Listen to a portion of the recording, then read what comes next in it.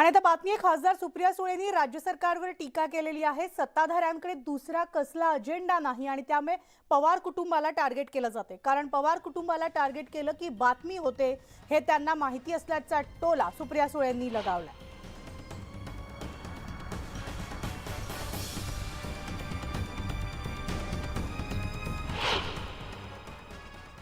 आपण टार्गेट कुणाला करतो जेव्हा काहीतरी समाजात ते नाणं चालतं, त्याच्यामुळे त्यांच्याकडे दुसरा काही अजेंडाच नाही आता। त्याच्यामुळे आणि पवार कुटुंबाला टार्गेट केलं की त्याची बातमी होते। त्याच्यामुळे आम्हाला टार्गेट करून जर त्यांना पब्लिसिटी मिळत असेल तर मला असं वाटतं आम्ही पण थोडंसं दिलदार व्हायला पाहिजे।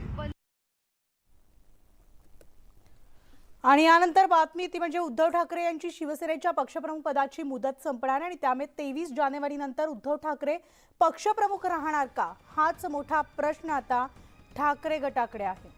तर राज्यातील राजकीय वर्तुळात सुद्धा आता याविषयी चर्चा सुरू झाली आहे। शिवसेनेच्या शिंदे आणि ठाकरे गटामध्ये शिवसेना पक्षावर ताबा मिळवण्यासाठी संघर्ष सुरू असताना पक्षप्रमुख पदाचा वाद निवडणूक आयोगात गेला आणि मूळ शिवसेनेच्या घटनेनुसार 23 जानेवारी 2018 रोजी पक्षांतर्गत निवडणुका झाल्या।